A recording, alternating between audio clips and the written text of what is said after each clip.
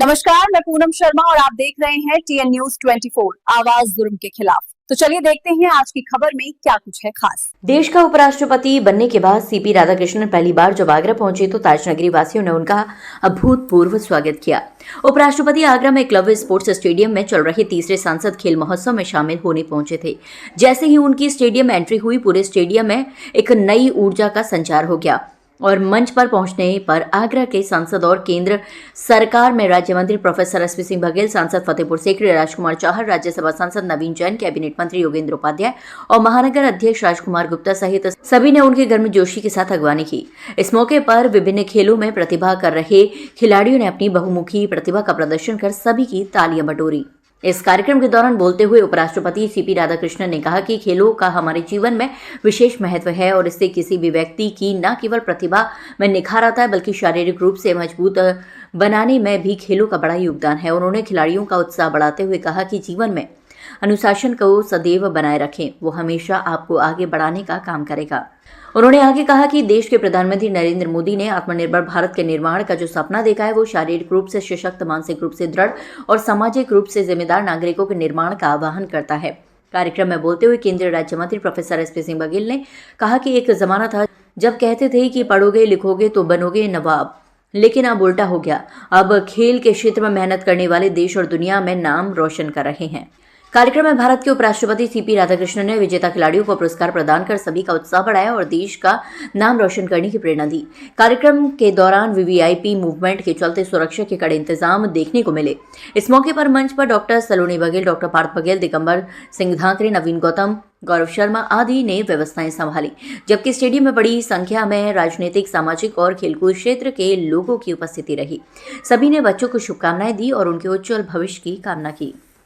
Be your guiding principles all the time. निष्पक्ष खेल को अपना मार्गदर्शक बनाएं हमेशा।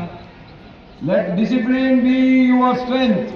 अनुशासन को अपनी शक्ति बनाएं। And the triangular flag always inspire you to give your best. और तिरंगा सदैव आपको अपना सर्वश्रेष्ठ देने की प्रेरणा देता है। The nation today stands as a defining movement.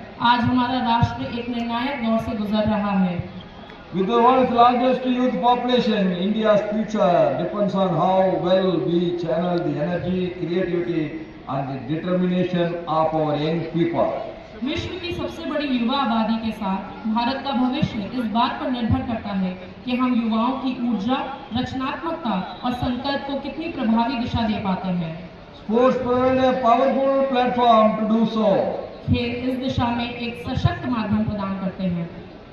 The vision of our Honorable Prime Minister Shriman Narendra Modi ji of Atmanirbhar Bharat is not limited to economic self-reliance alone. माननीय प्रधानमंत्री जी का आत्मनिर्भर भारत का दृष्टिकोण केवल आर्थिक आत्मनिर्भरता के तक सीमित नहीं है। It also calls for self-reliant citizens, physically strong, mentally resilient, morally grounded and socially responsible. यह शारीरिक रूप से सशक्त, मानसिक रूप से दृढ़, नैतिक रूप से सुदृढ़ और सामाजिक रूप से जिम्मेदार नागरिकों के निर्माण का आह्वान करता है। So sports platforms like Sansad Khel Mahotsav play a crucial role in building such citizens by identifying talent at the grassroots and giving young people the confidence to dream big. सांसद खेल महोत्सव जैसे मंच जमीनी स्तर पर प्रतिभाओं की पहचान कर युवाओं को बड़े सपने देखने का आत्मविश्वास प्रदान करते हैं। And we have seen our young people how talented they are, how brilliantly they are doing the gymnastics. और हमने अपनी नौजवान पीढ़ी को देखा कि उन्होंने कितने शानदार तरीके से जिम्नास्टिक्स का प्रदर्शन किया। Our traditional हम आगरा वासियों के लिए बहुत ही सौभाग्य की बात है कि तृतीय सांसद खेल स्पर्धा में देश के महामहिम उपराष्ट्रपति महोदय श्री सीपी राधाकृष्णन जी का आगमन हुआ है और इस खेल महोत्सव में लगभग 62,000 खिलाड़ियों ने स्वयं रजिस्ट्रेशन कराया है। हमें निर्देश 10 खेलों का हुआ था, लेकिन पूर्व में सांसद खेल स्पर्धा आगरा हिंदुस्तान में सबसे अच्छी हुई थी, जिसको माननीय प्रधानमंत्री जी ने पार्लियामेंट बोर्ड में सभी लोकसभा राज्यसभा के सांसदों के सामने प्रस्तुतिकरण मुझसे दिलवाया था। इसलिए अब हमारे कंधों पर जिम्मेदारी है कि जो निर्देश प्राप्त हुए हैं उन 10-11 को तो शामिल करना ही है, लेकिन 34 गेमों को भी शामिल किया गया था, जिसमें एथलेटिक्स में 100 मीटर, 200, 400, 800, 1500, 5000, इसके अलावा लॉन्ग जंप, हाई जंप, कुश्ती, रेसलिंग, कुश्ती, karate, judo karate, kung fu, जुसु, volleyball, basketball, football, hockey, handball, baseball के साथ shooting, table tennis, lawn tennis, पिट्ठू, शतरंज, मलखम, तलवारबाजी, मुक्केबाजी, बॉक्सिंग, इसके अलावा हैंड रेसलिंग जिसको पंजाबी कहते हैं, ये सभी पुरुष के साथ साथ महिलाओं की भी टीम, इसमें योगा भी।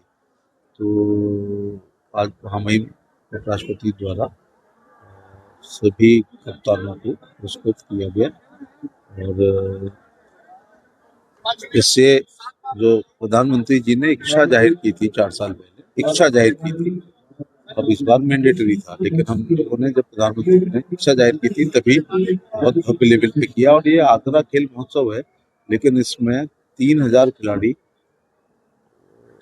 आगरा से बाहर, यूपी से बाहर, अन्य राज्यों के भी आए हैं।